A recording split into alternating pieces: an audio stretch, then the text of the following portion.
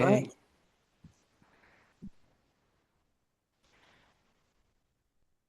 Okay, great. So, welcome again, everyone, to a second interview with Caffyn Jesse.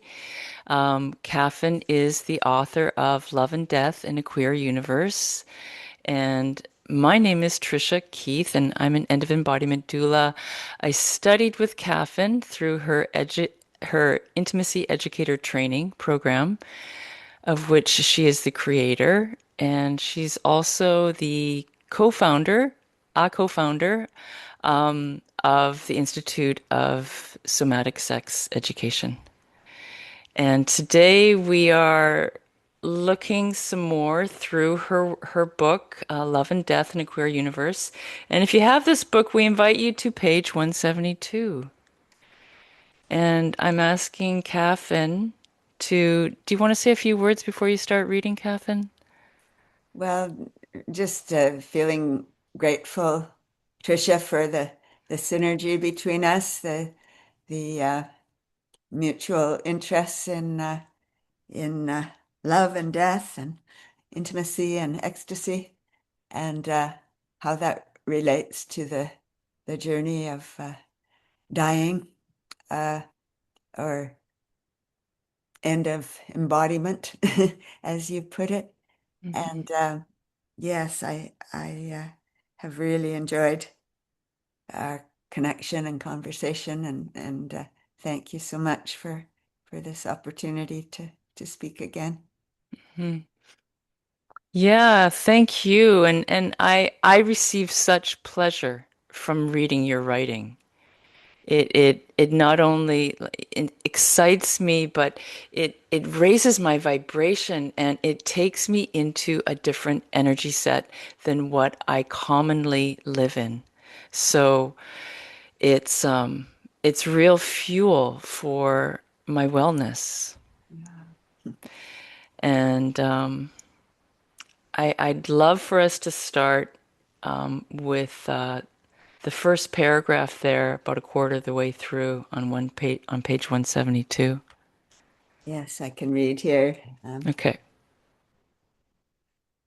I've worked and played with people who struggle with unintentional ejaculation and those who are pathologized as anorgasmic. There is a single loving remedy: to pay attention. Pay attention to the arc of arousal so that we learn to honor our desires and give them shape and have them shape our purpose. Attention gives desire space to trust itself and grow instead of thinking it needs to go away quickly or be prematurely satisfied. Pay attention to how the world meets you in your desire and wants and welcomes it, so long as you take only what is gladly given.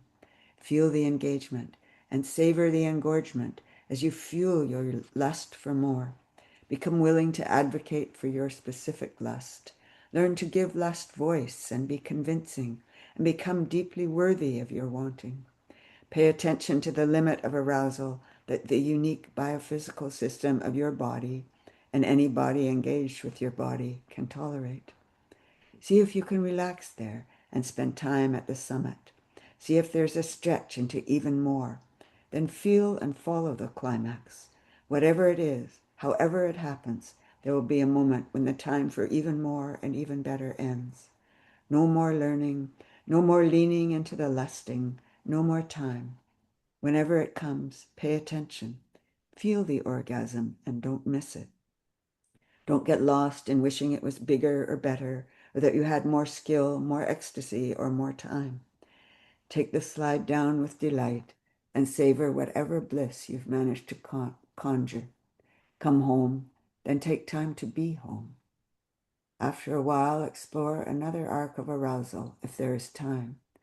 Devote temple time to pleasure, where there can be many kinds of orgasm or none, rather than just engaging until everyone has a conventional orgasm. Can we pause there? Mm-hmm. Thank you. Well, there's so much there. I would like to reread some places just to hover and expand over when you write, there is a single loving remedy: to pay attention. So, as a teacher of sacred intimacy, Caffyn, what would you say are some of the uh, um, reasons why we don't pay attention? Um, well, I think we live in a dangerous world, and we're taught to and forced to spend our attention scanning for danger. Um, However, if we can't get ourselves out of that mindset and that pattern, like being in a dangerous world with that level of agitation, a, a lack of belonging to other systems, more pleasure-oriented systems, actually gets us creating an ever more dangerous world Right. because we have the neuroendocrine stir of like hypervigilance to danger. So we're looking for danger and seeing danger where there is no danger. Mm-hmm. And then we also have the neuroendocrine system of dissociation from Mm-hmm. danger. So we're both hypervigilant and dissociated. So we're missing like real dangers and thereby creating an ever more dangerous world.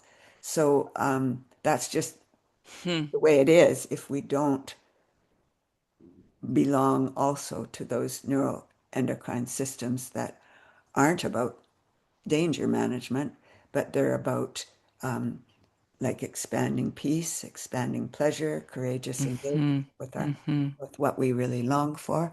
Um, Mm-hmm. like we want to cultivate that kind of inner environment within us and between us Mm-hmm. so that then we can like like meet challenges with courage. We can address real dangers. We can also savor the loving and make space to build the longing for what we really care about, like to live according to our purposes. So, all those neuroendocrine capacities are within it, but they require cultivation and this is just one way, like when I'm working with people, like Mm-hmm. like hurry up and Mm-hmm. climax or Mm-hmm. avoid all climax. Like Mm-hmm. what that danger orientation does is it keeps us from going like into the arousal system of like savoring peace, building energy, building longing, going into climax, and then Mm-hmm. cascading down into satisfaction, going to peace, Mm-hmm. letting things rearrange, having Mm-hmm. new longings emerge. This is Mm-hmm. like Mm-hmm. the system of Mm-hmm. wellness that guides so many things, including Mm-hmm. like life and death, like our Mm-hmm. with death, but just our relationship with sexual pleasure, like it's The base yeah. of it all. Yeah. And to like instead of keeping within a narrow bandwidth, Mm-hmm. occupy your full spectrum neuroendocrine system and let all these Mm-hmm. things Mm-hmm. cultivate this kind Mm-hmm. of relationship. And it basically the same remedy of, like a host of sexual problems. I mean, I find it to be the same remedy for like how do I feel about death and Yeah. Yeah. Pay attention. Yeah. Thank you for that.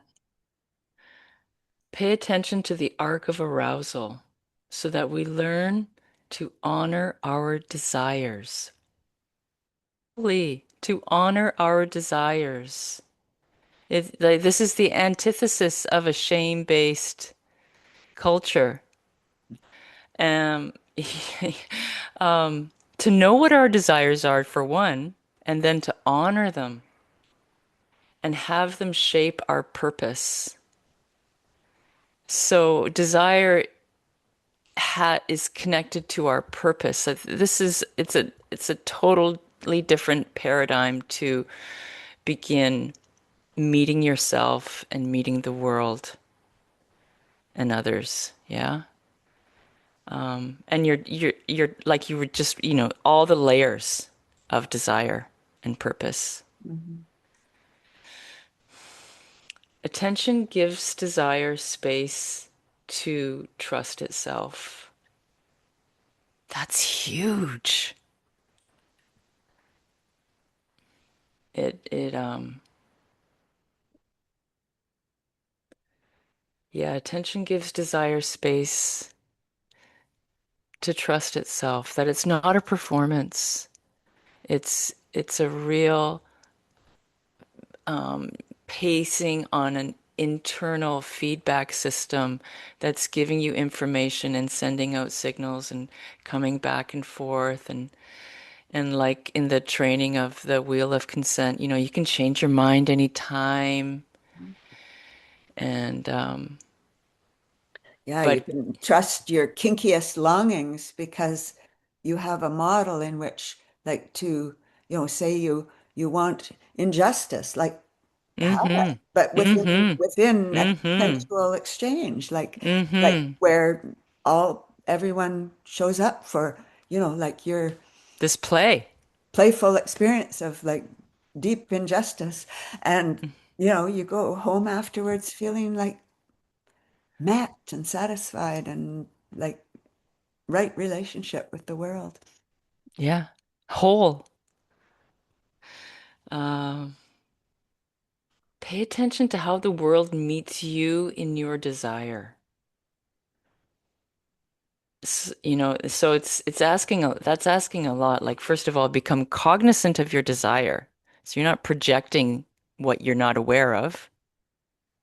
And pay attention to how the world meets you. Is there a reciprocity here? Yeah. I mean, we get that chance with every breath, right? Mm-hmm. Like Mm, it's well known that our danger orientation keeps us breathing like in this most shallow way where we're barely noticing our breathing. mm. But just like that arc of arousal that is like our breath, like go into the experience of like longing for breath and longing for breath and breathing in, breathe all the way in, like feel like how the air like meets you and interacts with you and enlivens you and like resources you and like until it's just so much, it's too much. And you just feel the climax and then let it go and let it go back into the world where the green world that's given you breath. You give the world just exactly what it wants and feel that joyful satisfaction and that enoughness and then like linger in, okay, I'm done. This is like enough and be satisfied and then like feel the longing and breathe in again. It's all there, like that arc of arousal, the savoring of satisfaction, the reciprocity of like the green world and the human body like wanting each other, meeting each other, resourcing each other, like pleasuring each other. It's all there. We just have to pay attention. Uh-huh. Uh-huh. Yeah, where the red and the green meet and need each other and want each other. Yeah. I just want to read it a little bit more, um, where you write, become willing to advocate for your lust. Learn to give lust voice and be convincing and become deeply worthy of your wanting. I underlined that one 3 times. What does it mean to you to be worthy of your wanting? Well, I'm really like, you know, opposed to all the narratives of worthiness that run colonial culture Okay. Yeah. of, like, oh, you have to be worthy of all, you know, like all the good things that happens to you and feel like you deserve it. And which is, obviously not true. I like to joyfully and unworthily accept the joy in my life as undeserved grace. But when I say like be worthy of your wanting, Hmm. like be a advocate for your wanting, Mm-hmm. like Mm-hmm. belong to your longing. People are so afraid Mm-hmm. of belonging to like a Mm-hmm. longing for something they don't have yet. Like Mm-hmm. they won't even let themselves imagine it. But your Mm. imagination is what creates pathway to um to the having. To the Like manifestation. yeah, dream. Like like give your dream like uh, uh, like create that vision, like know your longing. Um, so in that sense of worthiness, like that belonging to what I really want, knowing it, like being willing to ask for it, being willing to imagine it, being willing to not have what I really want yet, and keep reaching for it. Mm-hmm. Mm-hmm. Yes. Belonging to your longing. Um, what that says to me is there's a certain level of being responsible, like that Yeah. advocacy, being responsible for taking care of your longing, to nurture it, to keep it alive. It can be very vulnerable to want something. So it's yours to keep alive and to grow and to deepen and to expand. It's only yours. It's no one else's. Yeah. And to, And so you yeah. have to be to be worthy of it. It's just like, it's there's there I what's the word that's coming to mind? It's sanity. There's sanity in what that's saying to me. It's like, of course. And it can take a long time to get there. Yeah. Do you want to share any stories of like that Of vulnerability well, or I mean, certainly I feel it in my own s- intimacy evolution of discovering my desires, my wantings, and and finding a voice for them, and trying on different voices, and and allowing them to to take all kinds of shapes. And so that's a real recent exploration for me. And then in my outer life, my longing for certain kind of work and trying to create that, and that whole piece of am I good enough and visibility, and what I have to offer is too weird, nobody's gonna like it, and keep coming back to no, this is what I really want. And but also that piece of notice where the world meets you, to not internalize other people's no, that it's still a yes for me. Like the purpose of desire, when I read this again, the purpose of having our desire shape our purpose, it's the purpose is learning how to say yes, and learning how to cultivate and manifest through desire. Beautiful.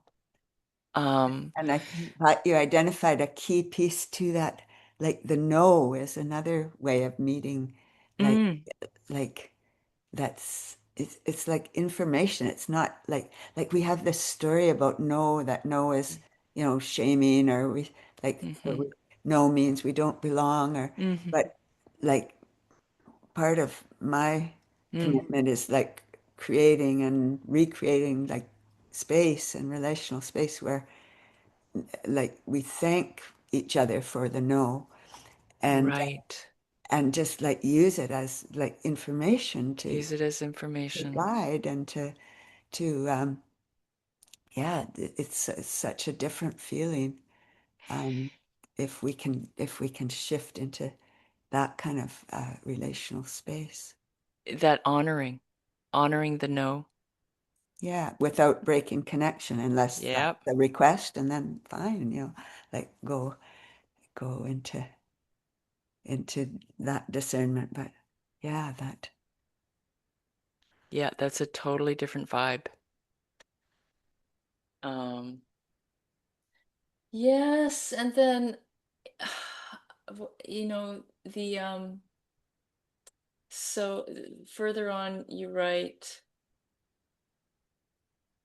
paying attention to the limit of the arousal that the unique biophysical system of your body and any body engaged with your body can tolerate. So, again, there's honoring here of our sensitivity that we shouldn't, without comparison, just honoring where you are at today, this hour, this evening, depending on the day you've had, the week you've had, the person you're with. Yeah. And orienting to that, like the arc of arousal and the climax, and then the like savoring of satisfaction.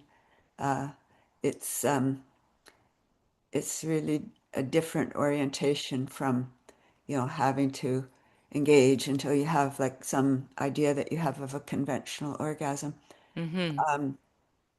or else you go off disappointed. It's Mm-hmm. like that arc of arousal is present in many ways, as I just was showing with the breath, Mm-hmm. conflict engagement, when Mm-hmm. you have to navigate something like difficult in a Mm-hmm. relationship or in a community, like Mm-hmm. pay attention to that arc of arousal of Mm-hmm. like, okay, this is as good as it gets. This is, Mm-hmm. and then like savor that. Okay, we went as far as we could. We did as much as possible. Now, like, let's savor the peace of knowing that, the satisfaction.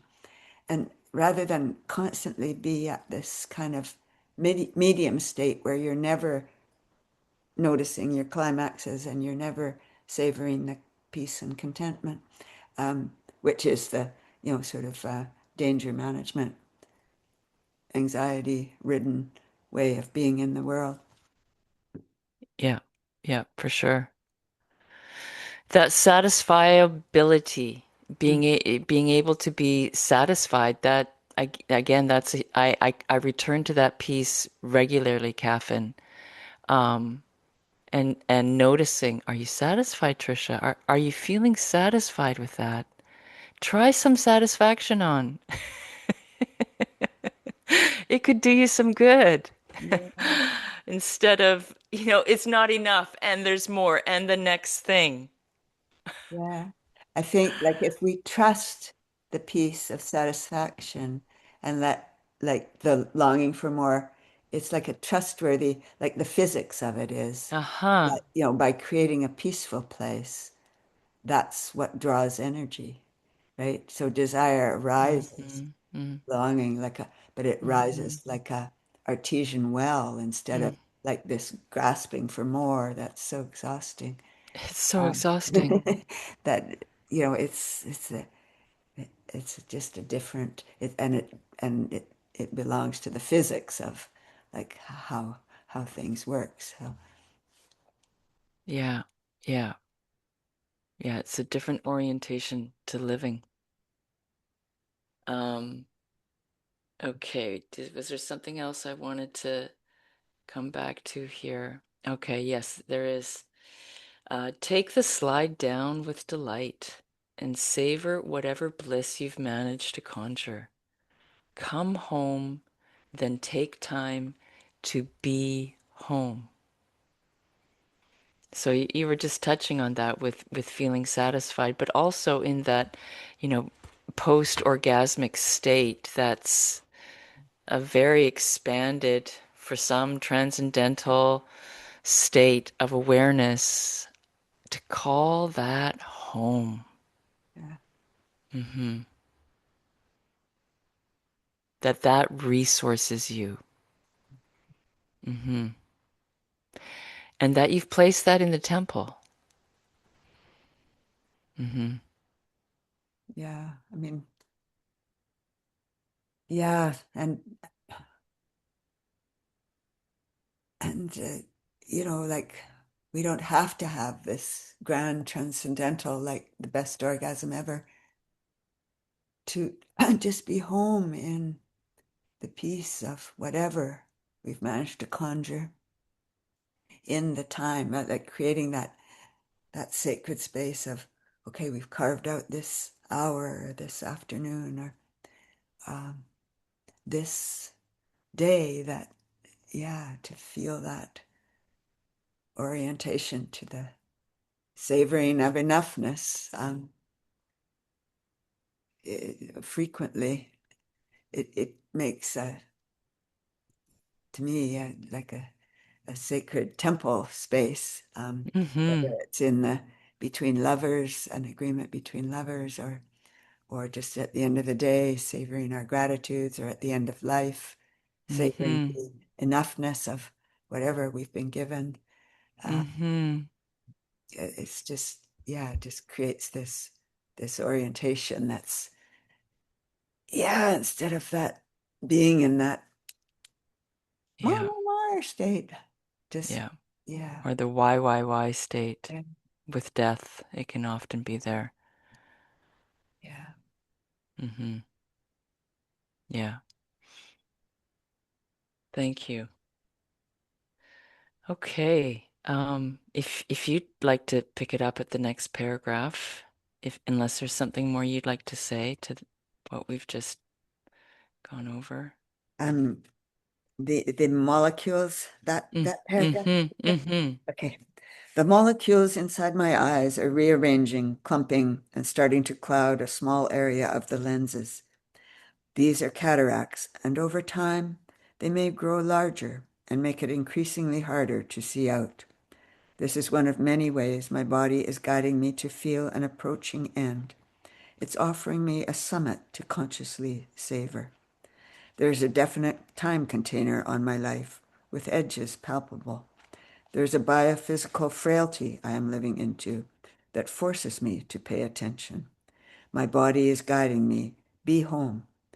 Bring all your learning to a knowing that time is running out on you. This is it. Now is the time. Say grace. Then don't forget to eat the feast. Celebrate and savor. Mm-hmm. Mm-hmm. Yeah. So, I mean, this is the work, the love and the death. And as when I first met you, you said that your life's path was consciously dying, and you've so beautifully illustrated it in these two paragraphs of all the joys that life has to give, and then still with dying, there's more to give, and arriving at the summit to consciously savor. So I want to ask you, Caffyn, are your summits changing? Like, are there multiple summits? Um, well, I mean, yes, like throughout every day and in every intimacy, and I've set myself a expiry date so that I can sort of consciously navigate the coming years. Um, and there's so many aspects to that. You've Um, set yourself an expiry date yeah, just inside your mind, or in my mind yes, and yes. how I plan and Uh-huh, uh-huh, organize my life and my finances and everything. And I uh-huh. can always change my mind, right? Like that's my Yep, my knowing. Like if I get to the expiry date and want another day, then ah, so great. But yep. I'm having fun with that. Like that, I'm trying to organize my life and my time with a sort of particular end in mind. And, Mm-hmm. just as a way too to be in this long-term process of consciously dying. I mean, there's a lot to do to just, get my worldly goods down into a 12-inch box for my folks to contend with. And but it's given me a lot of pleasure. And I host retreats where other elders that are also interested in conscious dying. We Uh-huh. practice ecstatic dying rituals Oh, and that's fabulous. yeah, and really linking the experience of the petit mort, the orgasm Uh-huh. with Uh-huh. experiencing like how we want to die and turn into soil and turn into plants and yeah, just and then like how does it affect, like what do we want to be remembered by or as or by whom and Yeah, being that's in the, that conscious inquiry, I'm finding mm-hmm. it really I don't know, full of delights and grief and Sure. longing for more and like, oh, but what about this? And well, like, yeah. And super creative. But yeah, And it's using your agency to really look at where you're at and participate in it. There's nothing passive about it. yeah, I mean, what can we do with uh, the fact of it and the pain of it, but like sort of relax into it and you know, it's yeah, I'm finding it fun. Well, there's that famous understanding that we die as we live, or we live as we die as we live. Have you found that as a death You doula? know what? It's been a long time since I was working in hospice, so I can't say I've been around so many dying people quite lately, and I haven't had a client that's terminal for a couple of years. So, but yes, people do tend to die according to their personality type. Like some people, when it's time to go, it's time to go right now. Yeah. Whereas folks that have enjoyed a long sedentary period of their life will tend to linger when they die quite slowly. Well, it's so unique to each person, eh? Mm-hmm. I've found Mm-hmm. just in accompanying my friends and family and spouse and parents, Mm-hmm. the magnificence and like of each person's Yes. journey is like it just feels so deeply personal and important, like that they are going to die the way they do. Yeah. And from yeah, just yeah, each experience has been a deepening of intimacy and lovingness with each person that's been so profound and yeah, it's it's a great part of Of life. of life and love and yeah, Mm-hmm. I just I've found it so again and again, even in the frustrating ones where people are like angrily fighting death and Mm-hmm. don't want to talk about it, and if you talk about it, it's practically like murder, and Mm-hmm. uh, but it's like it's their way, and it's like wow, Mm-hmm. I love that about you. It's so great to know this, unexpected, inconvenient truth of you in this particular situation. So Yeah. Yeah. I mean, it's not often mentioned that being with someone who's dying is a very bonding experience. yeah, yeah. And how we can show up with different people and Mm-hmm. it's such a like soul cauldron, like to like like a place of alchemical transformation of like for our own souls, I think. Mm-hmm. Mm-hmm. And like you say, the reorganization afterwards Yeah, for all involved, for everyone involved, yeah, individuals, groups, families, like the or reorganization afterwards, and how we can tend that with ceremony and ritual yeah, to reorganize in a way that we choose, that we, choose to weave ourselves back together in different organization. Yeah. yeah. And to like like, yeah, I have this passion to like longing, like, belonging to my longing for what I don't have, but to grow like community that is committed to that process and that awareness and the using the tools of ritual Mm-hmm. and Mm-hmm. and paying attention and navigating um, mindfully the consent and not like the overgiving and the Mm-hmm. giving to receive and all the things that show up in the agony of caregiving for someone that's dying and Mm-hmm. um,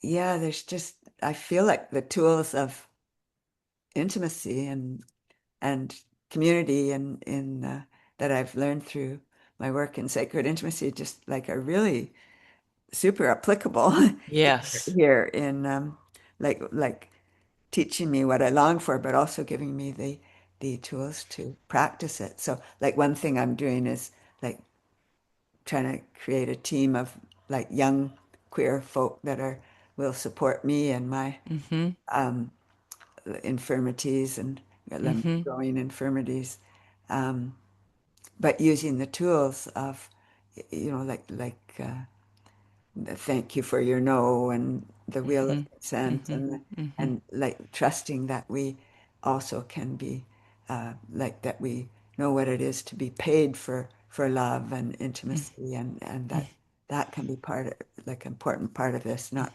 coming from that like culture that wants to pay for war and violence and exploitation, but never pay for love. So that's um, yeah. So anyway, I'm having fun Mm-hmm. just trying to, Mm-hmm. like tap into those tools and try and belong to what I long for. That that's fabulous. That's very special. Yeah. Yeah. Well, I'm glad that you're going to be interviewed on Queer Death Care Community to talk more about that. Um, okay, shall we move on to the next paragraph? Mhm. It strikes me that by pushing away the experience of aging and conscious dying and trying to create a culture that could transcend it, we have finally manosphered a biosphere-wide frailty and imminent end. We could try to fix all the ways we are doing it wrong with superficial problem solving, just like when people numb awareness in order to prevent unwanted ejaculation, or push through vulvodynia to arrive at an approximation of ordinary penetrative sex. We could do that, or we could pay attention.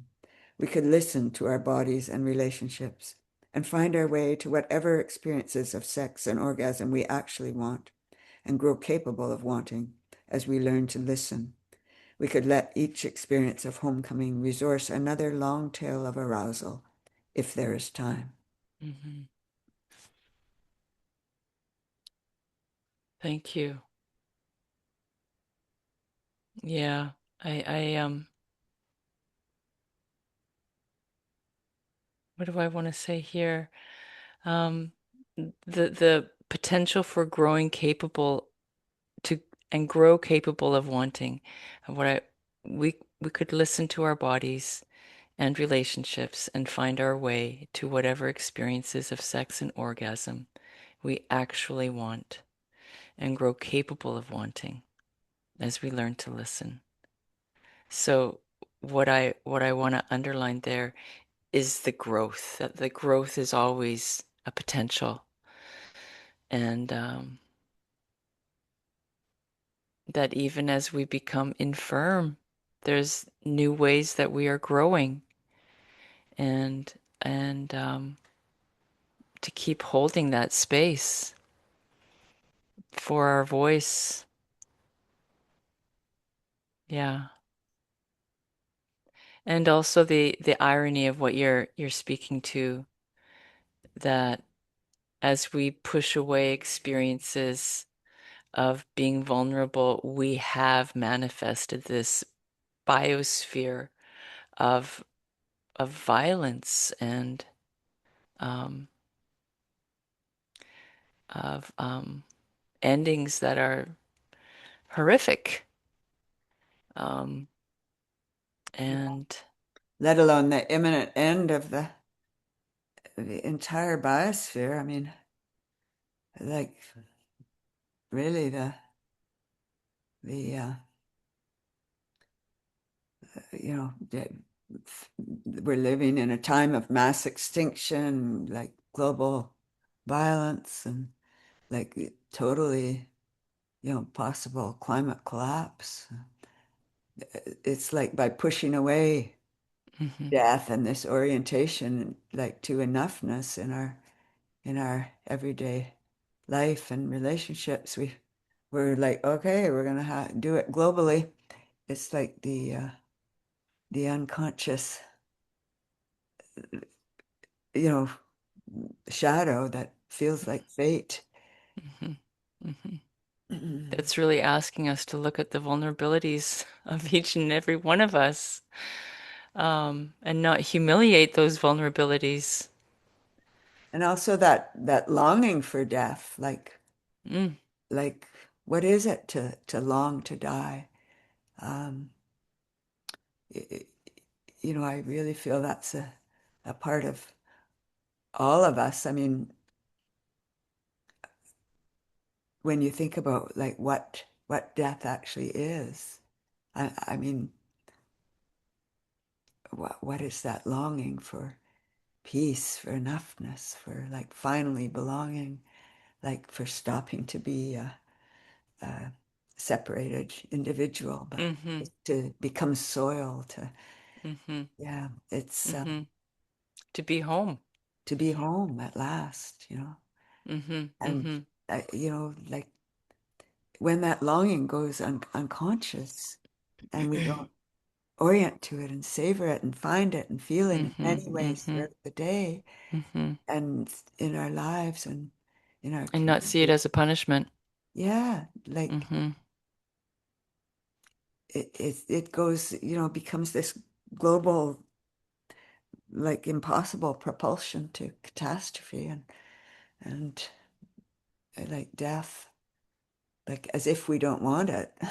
Like whereas it's the common longing. It's the humus, Yeah, it's the yeah, nutrients yeah. that we, yeah, will become. Um, yeah, yeah. I hear you, Caffyn. hmm and then the final paragraph. I just love this final paragraph that you've written. Do you want to read it then? Oh, sure. Thank you. If there is time, could we grow our desires into more competencies for generating cultural and economic systems of life-giving and death-accepting love? But when time does run out on us, whether individually or globally, we don't want to miss it. Let's fully feel the climax as time ends. Let's land completely in the here and now and enjoy the homecoming as long as our expanded attention can make it last. The ecstasy of enough and the longing for more both can shape us. If we hold on to each other in the afterglow, we might just get fused into complex, hitherto impossible new elements. Woohoo! Yeah, so, this, if there is time, we could grow our desires into more competencies for generating cultural and economic systems of life-giving, death-accepting love. Imagine that. Imagine that. I mean, to me, it's as close as that, like just subtle reorientation Mm-hmm, mm-hmm, to this system of like orienting away from the danger management into mm-hmm, mm-hmm, into mm-hmm, the this orgasmic path of life-giving, death-accepting love. And Hmm. and it's so, it feels so right. It's like, Of course it does. it's just like, and it's right there, like inside us, It's around it us, is a small shift, but it's a huge it's shift. everything. Yeah. And so how long did it take you to get here, Caffyn? Oh, well, you know, When did it start to emerge for you?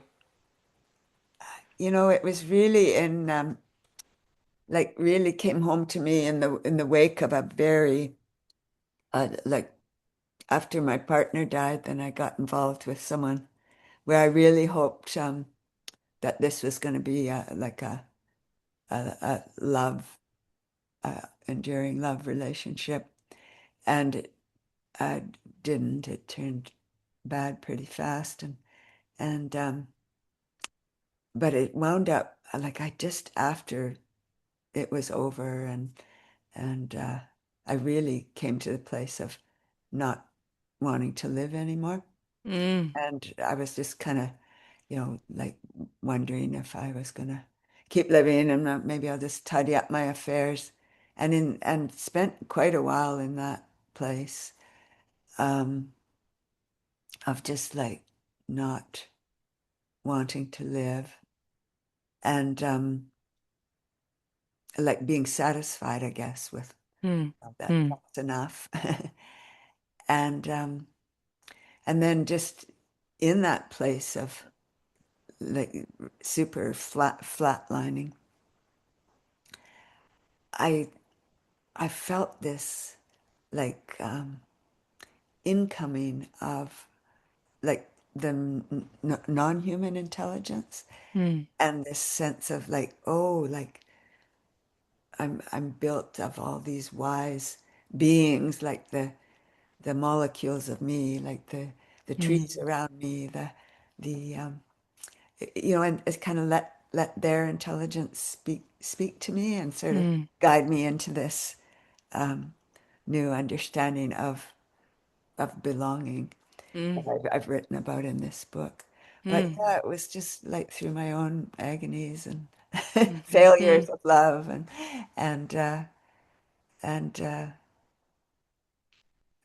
sort of comfort with death and enoughness that I lingered in a while.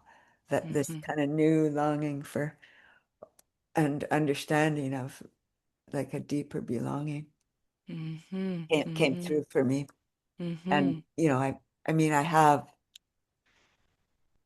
developed in this and with this mm, like such loving intimacies and just given so much more like orientation to this way of being to the ones that I have. So yeah, it's been a good journey. mm, mm. The last line that you write, we might get fused into complex, hitherto impossible new elements. Um, that kind of made me go, what? New elements are we talking about? Is that in an imaginational realm? Is that being divided by zero and becoming singularity? Is that Well, all of the above, and then like the reference to like when a star dies or when we hmm die, hmm what actually is hmm emergent in that. hmm hmm Um, I think we've been so busy like fighting death that we haven't actually gotten curious about, what happens like, when a butterfly dies or a hmm fruit fly dies, like a larva dies and then a fruit fly emerges. Um, we share 75% of our DNA with insects, so, who knows if we paid attention to what happens when we die, then there may be new creatures emerging. hmm We really hmm don't, we really don't know. And the same, like I like to approach like myself and each relationship, like you and me, who would think hmm that you would come along and hmm we would co-create this hmm inquiry hmm and that grows my like who I can be and how I feel myself. And then Mm-hmm. how do I bring that to another, the group I'm going to be sitting with tomorrow. Yeah. Uh, it's yeah, it's just kind of an orientation to like to me, like in that belonging to that way of being, like belonging to the arc of arousal, like Mm-hmm. engorged with our longing, belonging to our Mm-hmm. longing, finding our climax, feeling Mm-hmm. our satisfaction, savoring it, and having Mm-hmm. that peace. Then into that place of peace comes Mm-hmm. this complex, or from this peace, like the new elements, like Mm-hmm. the ever new. Mm-hmm.